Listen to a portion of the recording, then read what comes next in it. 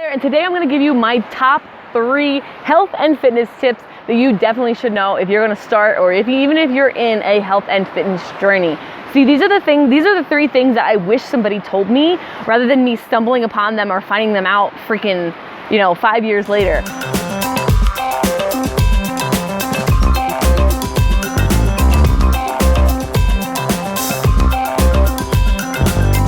So in this video, I'm not going to tell you what to eat, and I'm not going to tell you that you need to exercise. Those 2 things, you need to learn about nutrition and you need to learn about your body, okay?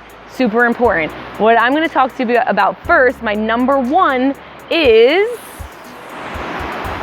making sure your goals are right. Now, I can't stress it enough how hard it is for me to see all these young women and young men get so wrapped up in body image, and that's all they care about. All they care about is how they look in that bikini. It's great motivation, don't get me wrong, and it should be one of the reasons that you're doing this. Because guess what? When you're really tempted to eat that cupcake, guess what? You're not thinking about your bikini. And that one reason isn't gonna hold you over. Your goal and your reason why as to why you're doing all of this needs to be really, really strong. So I'm gonna start off by telling you there's over 60 psychological and physical benefits to having a healthy diet and working out and exercising and making that a part of your lifestyle. Over 60. How many do you really focus on? Majority of people only focus on one, when there's all this other opportunity and availability to focus on other ones. There are so many. So my challenge for you is to come up with a list of at least 5 different reasons that it'll motivate you. So for instance, we're in a setting that was a big motivation for me. I came here with my boyfriend 6 years ago. I came here with Jordan, and we were really fit in the beginning, but then after like a year, we got in I gained 30 pounds, he gained a lot, about 80 pounds. And we came here and it was one of the worst experiences. We didn't even enjoy being in nature because it was so taxing on our bodies and we couldn't do it. So a big motivation for me was to be able to come and hike with no problem and just be able to enjoy myself. So use things that you love as motivation for why you're doing this as well. Go and research the different things that'll make you feel good. All right, now number 2. Number 1 was simply to figure out your goals and make sure your goals are in line with the truth and they're accessible.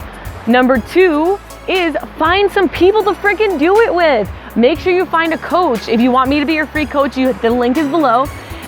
Or find somebody who knows what they're talking about. If you just kind of it's a little unfortunate. If you decide to go and be healthy with your best friend who's also very unhealthy, the likelihood of you 2 succeeding together is very unlikely, because all it takes now, instead of one of you guys needing to fight temptation, now 2 of you guys need to fight temptation. Because what's gonna happen when your girlfriend says, girl, let's not work out today, let's go get some ice cream instead? You're gonna go get ice cream. You know it, because now it's not, and then this happens with me and Jordan a lot too. If I say I have a craving for something, he's like, I'm down. You have this idea and you think that, that person's gonna be able to talk you out of it, but now you're saying, okay, my friend needs to have more willpower than I do. So be sure that you find a coach that can help you out with that temptation, help you out with the mental aspect of it, and be able to answer questions for you. Find a coach and find not just a personal trainer or anything like that. Find a coach who knows the psychological aspect of it too, or a place where you can go and be held accountable with other people. I kind of stumbled upon that online. I was put into a group, and I also was working out and did Insanity with 3 other people. So that was really great motivation. It really helped to stick to it. And that would be my second piece of advice. And now for my third biggest, this is my biggest piece of advice. Now please pay attention. Please pay attention. If you get nothing else out of this video, well, first of all, let's congratulate you, because tip number 3 is educating yourself about a healthy lifestyle, educating yourself about your body, educating yourself about food and how your body works with different food, educating yourself about what happens during a workout. Did you know that when you do a workout, you're actually breaking down your muscles, and your muscles don't get bigger during a workout? They actually get bigger when you refuel your body and you feed it and you rebuild your muscles. You have to do that with food. Do you know how to do that? If you don't, you gotta go learn. You have to go figure it out and be okay. Don't wait.